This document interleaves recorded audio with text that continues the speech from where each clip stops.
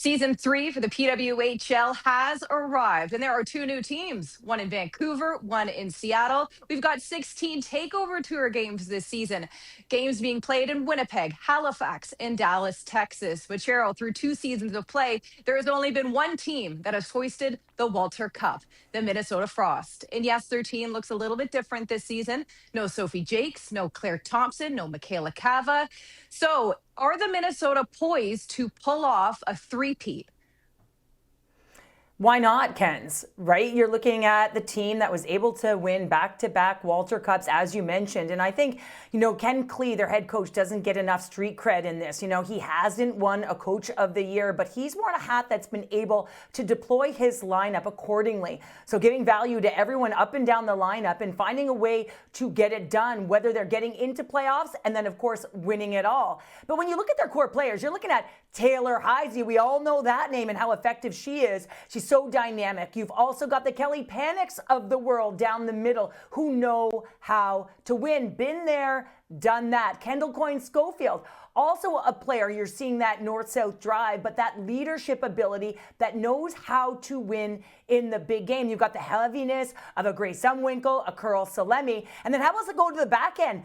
Some major losses, no question about it, but you also have one of the best defenders in the world in Lee Steckline, who is also showing some offense in the playoffs. So you look at that, and I've got my eyes on Kendall Cooper, the defender, right shot defender, I might add, kind of priceless, who is very effective in transition. She can transport the puck, amazing vision. I had the opportunity to speak to her former coach at Quinnipiac, Cassie Turner, and she said she can also quarterback your power play. This is massive when you've lost Jakes and you've lost Thompson. So when I look at this group collectively, yes, it's an 8-team league, but guess what?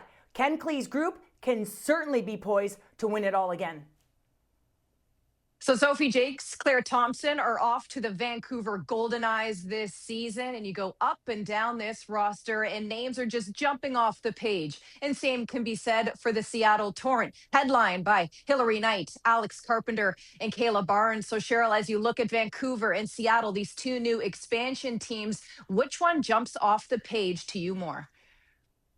Oh, that's a tough question, Gens. When I look at it, I say, okay, so Seattle kind of jumps off from the forward group in terms of the flash. You got the Hilary Knights, you got the Alex Carpenters, right? You've got the Bilka of the world.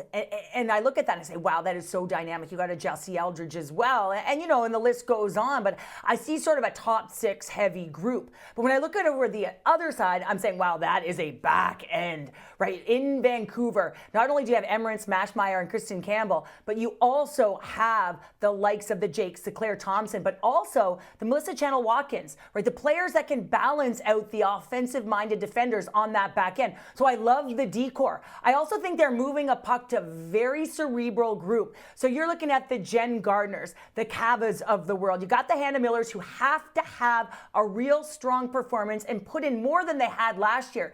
But I think it's a bit of a more balanced attack. So on the eye test on paper, people might be like, oh yeah, there's Seattle. But collectively, as I look at chemistry and sort of how I would put the pieces of the puzzle together right now, before we've really seen them in action, I'm going to go with Vancouver. And that's just it. There are so many exciting storylines for season 3 in the PWHL. So Cheryl, I'm going to give you 3 hot storylines this season, and I want you to pick your favorite, the one you're looking forward to most. But you can only pick one, okay? Just one. So I'm holding you to that. So the 3 to choose from, the 2 Russian forwards that are taking part in the Ottawa Chargers season this year, Katarova and Shakina. Storyline number 2, the Sirens power play featuring stars like Helton-Kova, O'Brien, and Fillier. And number 3, is this the year we see a defender win Rookie of the Year? So of those 3 storylines, Cheryl, which one excites you the most? Are you sure I got to stay on course here, Kenzie? Yes, you have to pick one. Okay. I think I go with the power play of the Sirens. I mean, they were second last year at 18.5% when they had Alex Carpenter, but I'm really interested to see Fillier and Helton-Kova together. And the reason being is their right-left combination. And Kalti has that amazing one-timer shot. She can shoot from anywhere. She can shoot off her inside foot or outside foot. It doesn't have to be right in her wheelhouse to be able to get it off.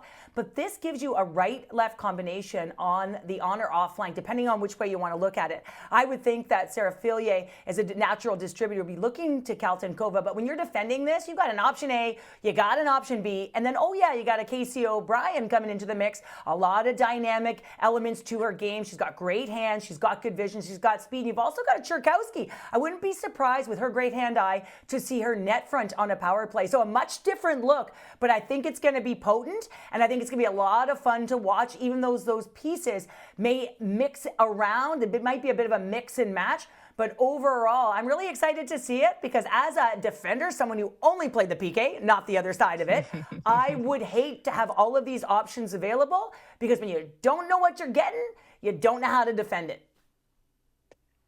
And hey, I'm right there with you. I can't wait to see how this Sirens power play unfolds. But I have a feeling this could be the year we see a defender up for Rookie of the Year with Haley Wynn coming into the league, Nicole Gosling. You got some Clarkson alum there that know how to put up points. So we'll see if this will be the year we make some history in the PWHL. Well, the puck will drop on November 21st. Two big games. The Toronto Scepters are going to take on the Minnesota Frost, and then Vancouver Goldeneyes will make their season debut against the Seattle Torrent. Both games will be right here on TSN.